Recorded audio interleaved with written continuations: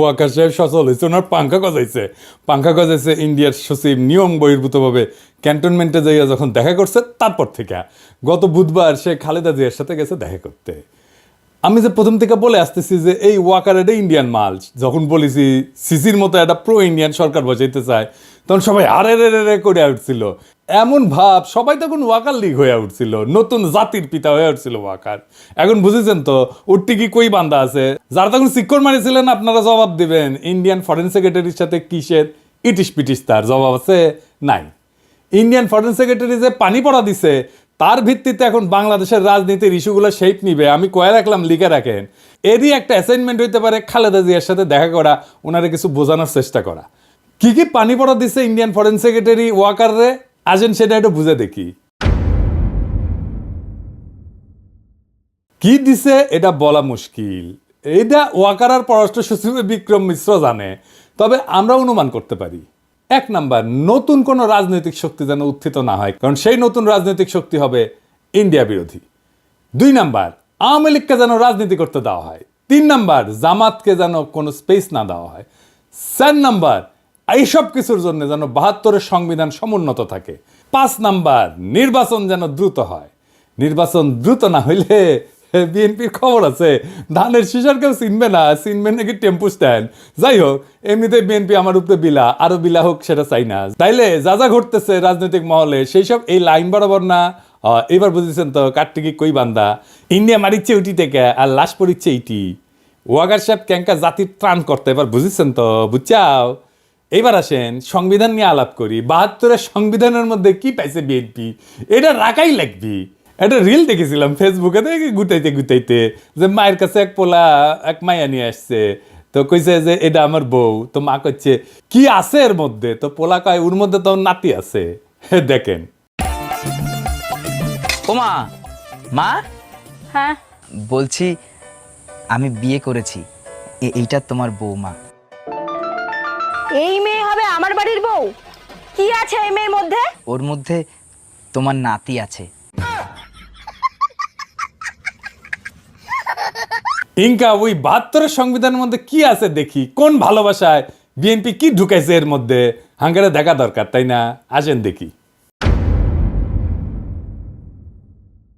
BNP 72-এর সংবিধান থাকুক এটা তো চায়, তাই না? তো মির্জা আব্বাস কইছে যে ওনার নাকি কষ্ট লাগে এই সংবিধানকে যখন বাদ দেওয়া লাগে। শহীদের রক্তের দিয়ে লেখা যে সংবিধান, সেই সংবিধানকে যখন কবর দেওয়ার কথা বলা হয় তখন কিন্তু আমাদের কষ্ট লাগে। তো মানে দেখি আব্বাস ভাই, উনি আবার কইছে কি, আমি পড়ে দেখলাম অনেক মন দিয়া, ভুল কইছে নাকি, কইছে যে আমি 72 সালের সংবিধানের সমর্থক নই, আমি 71 সালের সংবিধানের মুক্তিযুদ্ধের রক্তের সমর্থক। মানে কি, বাংলাটাও তো ঠিক মতো কোনো ব্যাপারের নাই। মানে কি আব্বাস ভাই, 71 সালের সংবিধান কোনটা, আওলায় গেলে হবে, এখন ক্ষমতা নাই যেতে যেতে। আর কইছে যে মুক্তিযুদ্ধ হয়েছিল বলে এই সংবিধান, ওই সংবিধানে যদি খারাপ কিছু থাকে নিশ্চয়ই সেটা বাতিলযোগ্য। ওই সংবিধানে যদি খারাপ কিছু থাকে নিশ্চয়ই সেটা বাতিলযোগ্য। তো আব্বাস ভাই, কি খারাপ জিনিস আছে সংবিধানে? আপনি তো কইছেন যদি থাকে, তাহলে কি খারাপ জিনিস আছে সেটা বলেন, কি বাতিল করবেন সেটা বলেন। আমরা তো মনে করি 1 মণ সংবিধান, দুধের মধ্যে 1 ফোঁটা সোনা পড়েছে, পুরাটাই নষ্ট। তা আপনি বাদ দিবেন কি? পুরাটাই তো নষ্ট। একটা রাজনৈতিক দল হিসেবে আপনাদের তো বলতে হবে সংবিধানে খারাপ কি আছে। বলছেন কখনো? বলেন নাই। ওইটুকু কাজ তো করবেন না। ওই কাজ করার না আছে হ্যাডম, না আছে ইচ্ছা। সংবিধান সম্পর্কে আপনাদের ক্রিটিক্যাল পজিশন কি? নাই তো। তাই আপনারা এটা বদলাবেন না। অবশ্য ক্ষমতা গেলে বদলানোর মতো সংখ্যাগরিষ্ঠতা তো আপনাদের থাকবে না, লিখে রাখেন, কয়ে দিলাম আজকে। না না, আমাদের বদ্ধ আপনার আর কি, আপনারা প্রত্যেকদিন নিশ্চিত করিচ্ছেন যে আপনাদের ভোট কমে। আপনাদের ভোটের মুরগি আপনি লেজে কাটবেন না গলায় কাটবেন সেটা আপনাদের ব্যাপার, কিন্তু আপনাদের বলতে হবে আপনারা কি বদলাবেন সংবিধানের। না বললে নির্বাচনে যাইতে পারবেন না। নির্বাচনে যাইয়া দেখেন কোন কিসিমের সমালোচনা শুনেন আমাদের কাছ থেকে টের পাইবেন, তখন ভাইবেন না আপনাদের ভোট দেওয়ার জন্য বসে আছে সবাই। না, ওই দিন বাগে খাইছে। কেন আপনাদের ভোট ব্যাংক বাগে খাইতেছে সেটা আমি আলাপ করবনি, দেখাই দিমুনি কেন আপনার ভোট ব্যাংক বাগে খাইতেছে। খুব মনে করেন যে মার্কা দেখে চাপ্পা দিবে, ওই দিন গেছে। আজ আমার আলাপ শুধু সংবিধান নিয়ে। আবার রিজিভ ভাই কইছে যে সংবিধান বাতিল মানে নাকি মুক্তিযুদ্ধকে অস্বীকার করা। উনি কাইন্দে শেষ মুজিবের ছবি কেন নামানো হয়েছে দেখেন। শেখ মুজিবের ছবি নামানোটা উচিত হয়নি। খন্দকার মোস্তাক নামিয়েছিলেন, জিয়াউর রহমান তুলেছিলেন। ইতিহাস আপনার নির্ধারণ করবে, বিচার করবে। তো সেই বিচারের ভার থাকলো, জনগণ বিচার করবে। কিন্তু আমাদের জাতীয় জীবনের, জাতীয় ইতিহাসের আন্দোলনে যার যতটুকু অবদান সেটা স্বীকার করা হোক। আমরা আওয়ামী লীগের মতো সংকীর্ণ নই, আমরা ছোট মনের প্রচার দেব না। এই জন্যই বলছি শেখ মুজিবের ছবি নামানোটা উচিত হয়নি। তো বাঘের পিছে যেমন ফেউ থাকে না, তেমনি বাংলাদেশের সরকারি দলের পিছে একটা গৃহপালিত বিরোধী দল থাকে। এটা এরশাদ শুরু করেছিল। এরশাদের ছিল আসাম রব, হাসিনার ছিল জাতীয় পার্টি, আর ক্ষমতায় যাইতে না যাইতে গৃহপালিত বিরোধী দল ইলেক্ট করে ফেলছে ওই বিএনপি, নূর সাকি এদেরকে দিয়া। এদের নমিনেশন আগেই কনফার্ম করেছে। দেখেন, নিজের দলের নমিনেশনের খবর নাই, ওই জোট সঙ্গীর নমিনেশন কনফার্ম করেছে 6 নেতার। হ্যাঁ, তো এই গৃহপালিত বিরোধী দলের এক নেতা নূর অলরেডি আওয়াজ দিতেছে তারা 72-এর সংবিধান বাতিল চায় না। বাকিরাও কবে, একটু ওয়েট করেন, এই 6 ক্যান্ডিডেটের জামানত বাজেয়াপ্ত হওয়ার চান্স আছে কলে। আমি কয়ে দিলাম, এখনই কয়ে দিলাম, বুঝছাও। আর যদি বঞ্চিত ক্যান্ডিডেট, বিএনপির যদি বঞ্চিত ক্যান্ডিডেট থাকবি না, ওটি ও যদি নাগরিক কমিটি বা জামাত ক্যান্ডিডেট করে, তাহলে এই 6 জনের এমপি হওয়ার কায়েসের কলে চারা।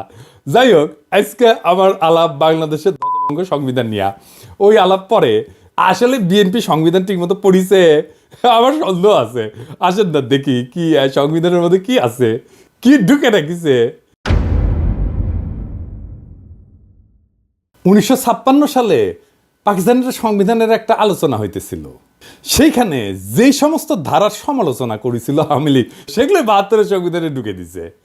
কেন আওয়ামী লীগ তখন সমালোচনা করেছিল? কেন? কারণ ওই শাসনতন্ত্রটা তৈরি করা হয়েছিল আইয়ুব খানকে সামনে রেখা। আইয়ুব খান যেন একটা এক নায়ক হইয়া উঠতে পারে, সেটা সব কিছু ওই শাসনতন্ত্রে ছিল পাকিস্তানের। তো পরে যখন বাংলাদেশ এলো, তখন যে থাকবে ক্ষমতায়, সে যেন এক নায়ক হইয়া উঠতে পারে, সেই জন্য যা যা কিছু ছিল আইয়ুব খান ঢুকাইছিল, সব কিছু ঢুকাইছে। পাকিস্তানের ওই শাসনতন্ত্রে যে যে ক্ষমতা দেওয়া হয়েছিল না আইয়ুব খানকে, বাংলাদেশের এই 72-এর সংবিধানে প্রধানমন্ত্রীকে সে একই রকম ক্ষমতা দেওয়া হয়েছে। আপনি তো জানেন যে এমপি ইলেকশন হয়ে আসে 300টা সিট থেকে, কিন্তু এই এমপি কি কেন স্বাধীনভাবে কোনো আলাপ করতে পারে, সিদ্ধান্ত নিতে পারে, মতামত দিতে পারে না? দলের ডিসিশনের বাইরে গেলে সদস্যপদ বাতিল হয়ে যায়। মানে হাসিনা যেটা চাইবে, বা সংসদের নেতা যেটা চাইবে, বা ভবিষ্যৎ দলের নেতা যেটা চাইবে, সেখানে এমপিদের ভোট দিতে হবে। তাহলে আলাদা আলাদা এমপি থেকে লাভ কি, তাই না? দলের সিদ্ধান্তের বাইরে যদি ভোটই দিতে না পারে, তাহলে আলাদা আলাদাভাবে ভোট করার তো দরকার নাই। 300 জন আলাদা লোকের তো দরকার নেই, একজন থাকলেই হয়তো, তাই না? এই সংবিধানে মিশামিশি মেলা কথা লেখা আছে, কথা দিয়ে ভরে রেখেছে আর কি। লিখেছে প্রজাতন্ত্রের সকল ক্ষমতার মালিক নাকি জনগণ। বাপরে, তার মানে আমি আপনি জনগণ, তা আমি আপনি মালিক তো, তাই না? হ্যাঁ, তো লিখেছে কি? লিখেছে প্রজাতন্ত্রের সকল ক্ষমতার মালিক জনগণ। এটা দিয়া কিন্তু শেষ না, এরপরে বাক্যটা একটা সেমিকলন চিহ্ন দিয়া আবার ঘোষণা করছে যে এই ক্ষমতা কেবল সংবিধানের অধীনে ও কর্তৃত্বে কার্যকর হইবে। তাইলে প্রশ্ন যেটা স্বাভাবিকভাবে আসে সেটা হইতেছে যে সংবিধান জনগণের যে ক্ষমতা, এটা কাদের, কিভাবে প্রয়োগের দায়িত্বটা দিছে কাকে? এই ক্ষমতা কেবল সংবিধানের অধীনে ও কর্তৃত্বে কার্যকর হবে। তার মানে কি? তার মানে এই ক্ষমতাটা প্রয়োগের দায়িত্ব কারে দিছে, বুঝছেন? এই ক্ষমতা প্রয়োগের মালিক হইতেছে প্রধানমন্ত্রী। আপনি মালিক, কিন্তু প্রয়োগ করবে প্রধানমন্ত্রী। মানে বুঝেছেন তো, মালিক আপনি, কিন্তু মালিকের ক্ষমতা প্রধানমন্ত্রী। তো এই কাগজের মালিক হওয়া কাম কি, লাভ কি? বাড়ির মালিক আপনি, কিন্তু এই বাড়ির থেকে পাশের বাড়ির মুখলেস, তো এই বাড়ি থেকে আপনার লাভ কি? ভোট দেওয়ার অধিকার ছাড়া ক্ষমতা প্রয়োগের কোনো বিধান এই সংবিধানে কোথাও আপনি খুঁজে পাবেন না। তাও এই সামান্য অধিকারটাও কেড়ে নেওয়া হয়। তার ফলে সংবিধানে যাই লেখা থাকুক, মালিক বলুক যাই করুক, জনগণ আখেরে দাস হইয়া যায় রাজনৈতিক দলে। এবার আসেন রাষ্ট্রপতির ভূমিকা নিয়ে কথা বলি। সংবিধানে যে রাষ্ট্রপতি বিষয়ক অনুচ্ছেদ আছে না, ওইখানে বলা আছে যে কেবল প্রধানমন্ত্রী নিয়োগের ক্ষেত্র ব্যতীত রাষ্ট্রপতি অন্য সকল দায়িত্ব পালনে প্রধানমন্ত্রীর পরামর্শ অনুযায়ী কার্য করিবেন। তবে শর্ত থাকে যে প্রধানমন্ত্রী রাষ্ট্রপতিকে আদৌ কোনো পরামর্শ দান করিয়াছেন কিনা, এবং করিয়া থাকলে কি পরামর্শ দান করিয়াছেন, কোনো আদালত সেই সম্পর্কে কোনো প্রশ্নের তদন্ত করিতে পারিবে না। অর্থাৎ সংবিধান রাষ্ট্রপতিকে যে সব ক্ষমতা দিছে বলে মনে করা হইতেছে, তার কোনোটাই আসলে তার নাই, বুয়া। সবই প্রধানমন্ত্রী পরামর্শ অনুযায়ী প্রয়োগ করতে বাধ্য। তা প্রধানমন্ত্রী পরামর্শ ছাড়া যদি প্রয়োগ করতে না পারে, তাহলে রাষ্ট্রপতি থেকে লাভ কি কর বলেন তো?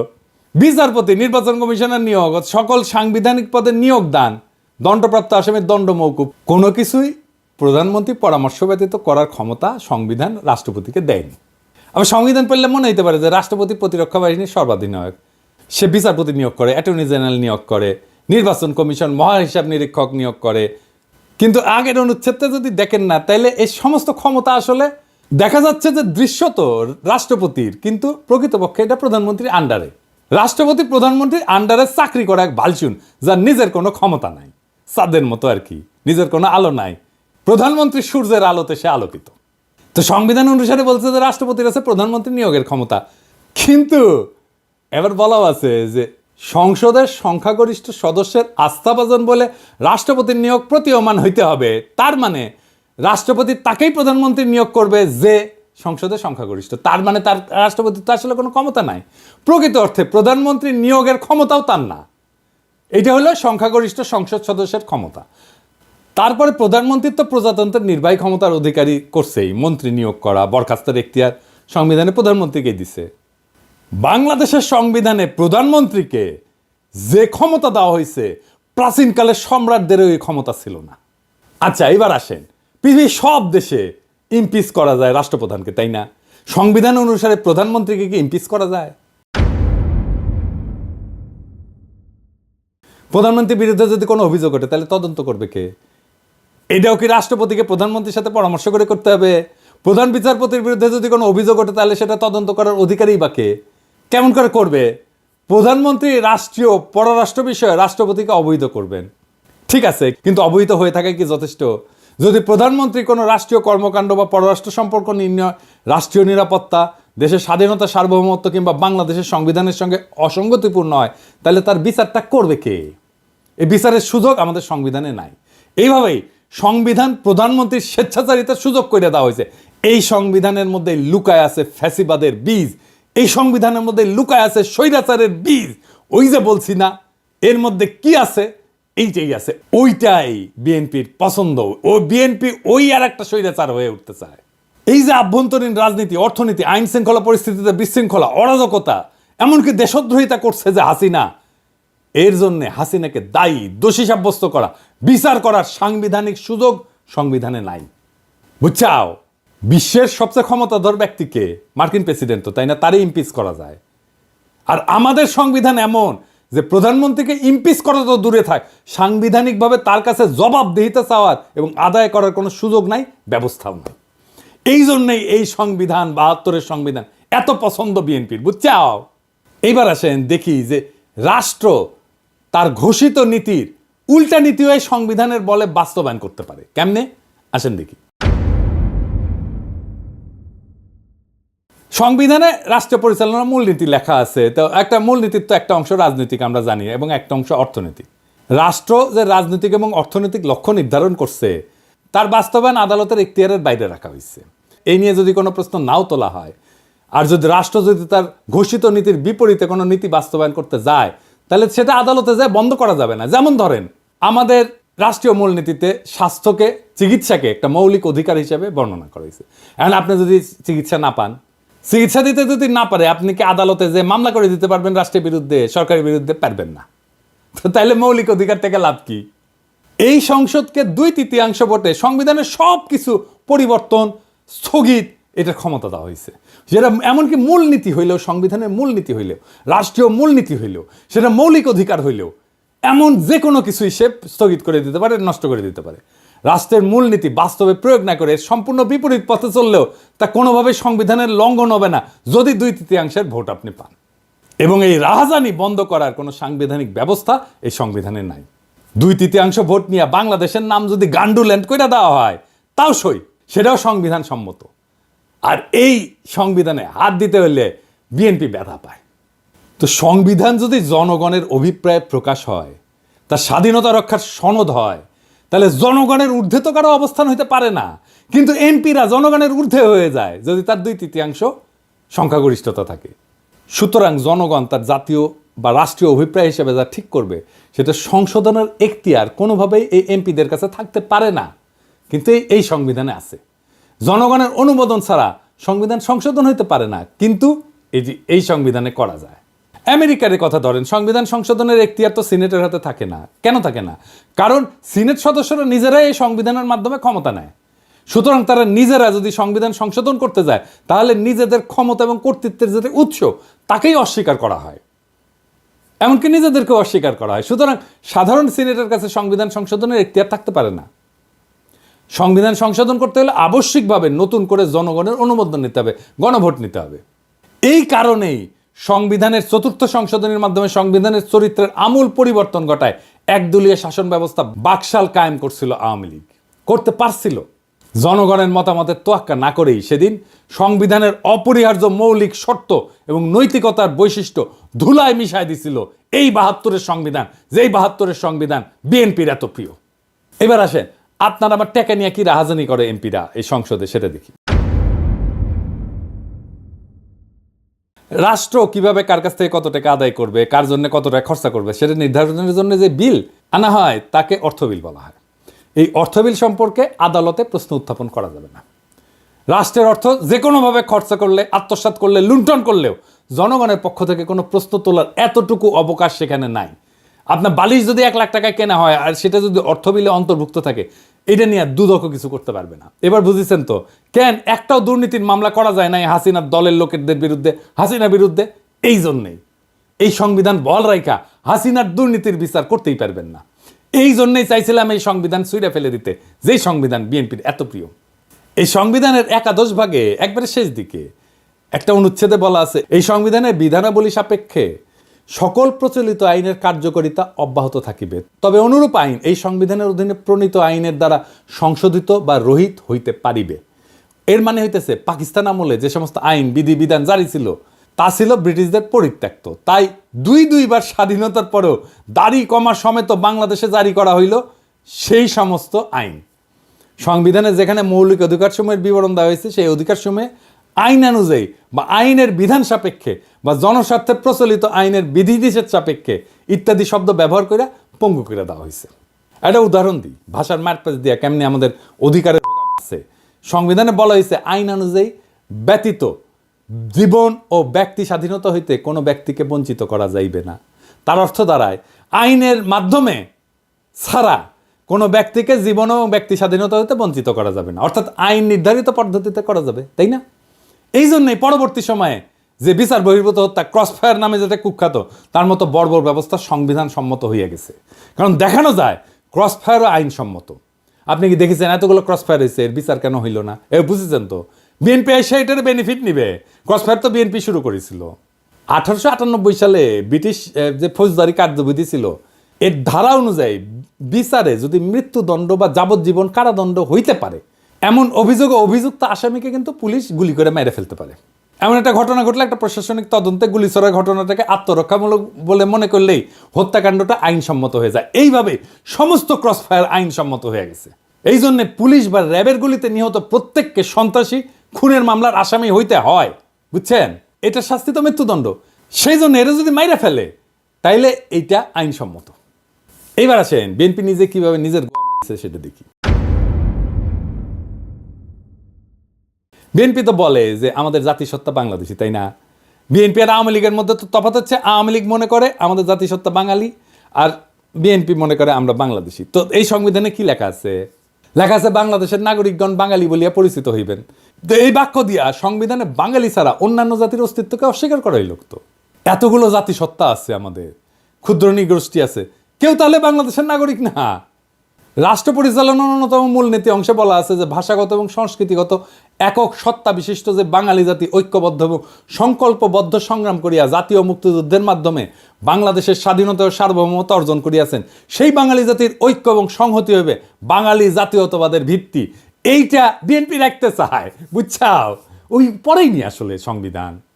এর মধ্যে বাংলাদেশের সংখ্যালঘু জাতি সরকার প্রশ্নটাই অনুপস্থিত। শুধু অনুপস্থিত না, বরং বাঙালি অহমিকা এবং উগ্রতাকে সাংবিধানিকভাবে প্রতিষ্ঠিত করা হয়েছে এবং তাদের অস্তিত্বকে অস্বীকার করা হয়েছে এবং নাগরিক অধিকারটুকু হরণ করে নেওয়ার ব্যবস্থা করা হয়েছে, যারা ভাষায় বাঙালি না, এমনকি সংস্কৃতিগতভাবে বাঙালি না। সংবিধান অনুযায়ী তারা বাংলাদেশের নাগরিকই থাকে না। তাহলে বিএনপির বাংলাদেশে জাতীয়তাবাদ কই? এবার আসেন আর একটা বিষয়, ভারতকে হাসিনা যা দিছে সেটি কি আর কেন আমরা সেটা জানতে পারি না? হাসিনার গর্বভরে বলেছিল না যে ভারতকে যা দিছি তা তারা সারা জীবন মনে রাখবে। তো ইন্ডিয়ার সাথে কি কি চুক্তি হয়েছে জানেন না। এমনকি অন্তর্বর্তীকালীন সরকারও তা জানায় নাই। কেন জানায় নাই? কারণ রাষ্ট্রীয় কোনো চুক্তি হোক, তা জাতীয় আন্তর্জাতিক তা সম্পাদনের পূর্বে বা পরে জনগণের কোনো মতামত গ্রহণের জন্য কোনোভাবেই জনগণের কাছে বা তার প্রতিনিধির কাছে উপস্থাপনের কোনো ব্যবস্থা রাখেনি।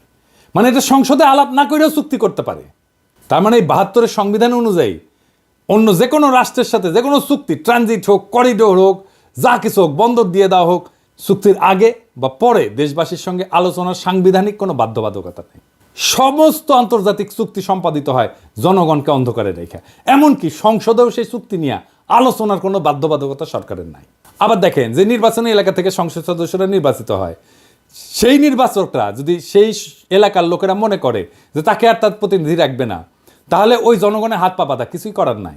মানে টার্ম শেষ হওয়ার আগে পর্যন্ত কিছু করতে পারে না। অর্থাৎ প্রতিনিধি প্রত্যাহার করার কোনো সুযোগ সংবিধানে নাই। সারা দুনিয়ায় সভ্য দেশে এই সুযোগ আছে।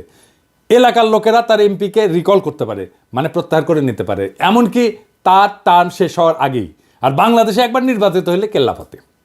দুনিয়ার সব দেশ এমপিকে রিকল করতে পারে, তার এলাকার লোকেরা, বাংলাদেশে পারে না। সংবিধান আসলে রচনা হয় কীভাবে? সেভাবে কি আমাদের সংবিধান রচনা হয়েছে? সংবিধান তৈরি করে গণপরিষদ। শুধু সংবিধান তৈরি তাদের কাজ। জনগণ ভোট দিয়া গণপরিষদ তৈরি করে, তারা সংবিধান তৈরি করে চলে যায়। সেই সংবিধানের অধীনে নির্বাচন হয়, নতুন সংসদ তৈরি হয়। কেন এই নিয়ম? কারণ আমি যে আইনে চলবো সেই আইন তো আমি নিজে তৈরি করতে পারি না। তাইলে তো আমার সুবিধা মতো আমি আইন বানাবো, তাই না? আমাদের সংবিধান তৈরি হয়েছে এমপিদের দিয়া। তারাই সংবিধান বানাইছে। তাদের সংবিধান বানানোর জন্য নির্বাচন করা হয়নি, কিন্তু তাদের এই সংবিধান বানানোর ম্যান্ডেটই ছিল না। তারা সংবিধান বানানোর পরে নিজেরাই কন্টিনিউ করছে এমপি হিসাবে, মানে নিজে যে আইন বানাইছে সেই আইন অনুযায়ী সে চলছে। মৌলানা ভাসানী কিন্তু বলছিল যে এই সংবিধানের খসড়া জনগণের কাছে প্রকাশ করার আগে সেটা দিল্লি পাঠানো হয়েছে। 72 সালে জুন মাসে নাকি, তখন আইনমন্ত্রী ছিল কামাল হোসেন, সে সংবিধানের খসড়া বগল দাবা করিয়া বিলাতে যাওয়ার নাম করে দিল্লিতে নাকি গেছিল। আচ্ছা ধরেন বানাইলো সংবিধান, মেলা ভালো সংবিধান বানাইছে, ধরে নিলাম, ধরেন হ্যাঁ তাই সই। তো 73 সালের 22 সেপ্টেম্বর তারিখে 9 মাস গেছে মাত্র। তারপরে সংবিধানের 33 নম্বর অনুচ্ছেদ সংশোধনীর জন্যে দ্বিতীয় সংশোধনী বিল পাশ হইল এবং জরুরি আইন সংবিধানে সংযোজিত হইল। এটাও কিন্তু ভারতীয় সংবিধানের 22 নম্বর অনুচ্ছেদের কপি, বুঝছাও? ভারতীয় সংবিধানে আটকাদেশ মেয়াদ 3 থেকে 6 মাস। এনে বাংলাদেশের সংবিধানে আটকাদেশের মেয়াদ কিন্তু অনির্দিষ্টকাল পর্যন্ত, বুঝছাও? তো কি বালের সংবিধান বানাইছিলেন যে 1 বছর না যাইতে কাটাছেড়া করতে হয়? সেই সংবিধান বিএনপির প্রিয়।